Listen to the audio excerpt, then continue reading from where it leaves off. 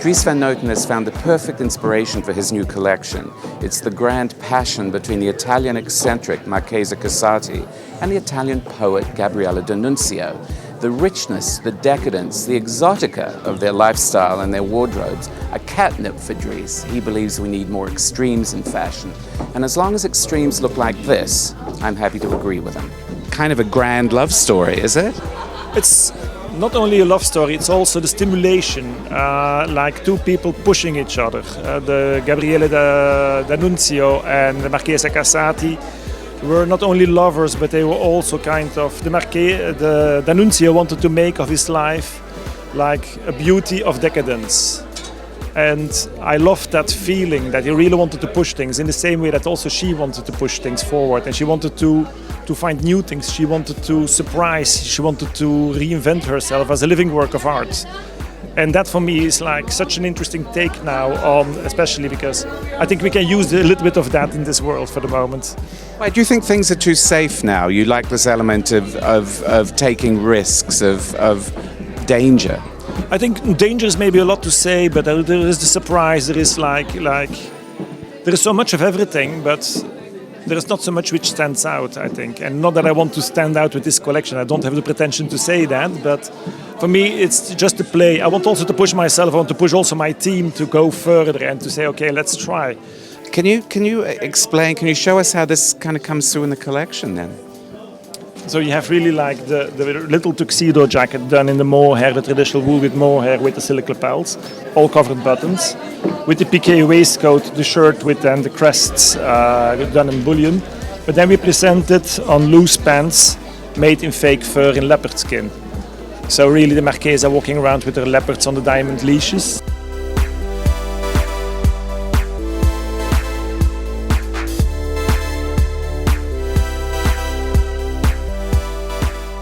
It's actually Liz Button's interpretation of the Marchesa's eyes that inspired me to do the makeup. I'm actually using a technique which is inspired on the aquarelle watercolor way she used to paint. She painted the invitations, and I'm using Kryolan water-based makeup, black, and I layer it like a bit like an aquarelle painting. I think honestly that makeup in general has been more extreme lately than fashion. I mean, if you look what's going on makeup-wise, people are not scared. Girls are not scared to use makeup, even sometimes in the street more than on a catwalk. Well, Dries strikes again.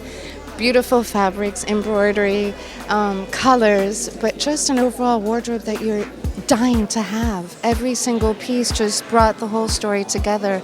It was chic, it was glamorous, it was easy, it was accessible, and most importantly, it's about the person who wears it and how she puts it together. Dries' collection always there's an emotional element, and what we feel today is something that's translated onto the shop floor as well.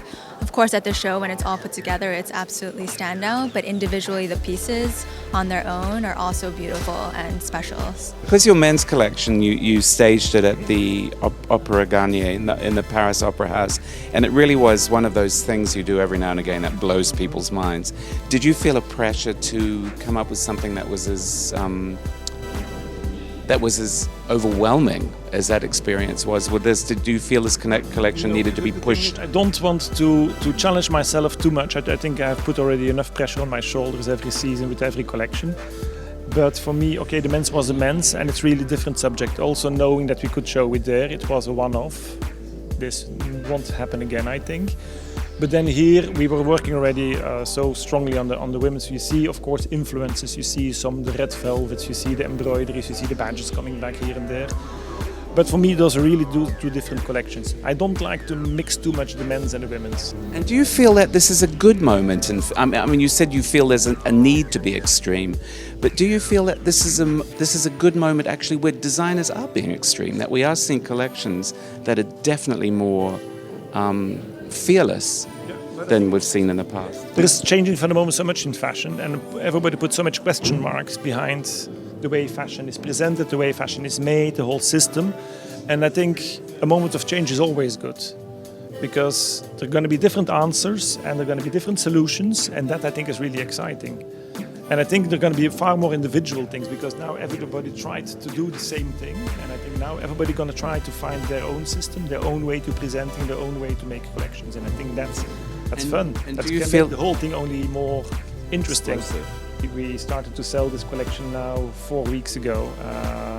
Beginning of February, we started to show this collection and to sell it. So I know reactions, but to know really the reaction on the collection, also what the reaction means to people, I need a fashion show.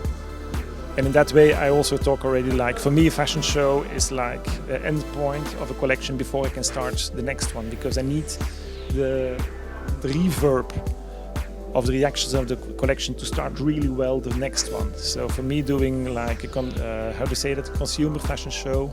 Oh, straight to consumer. Yeah, that's not really my cup of tea.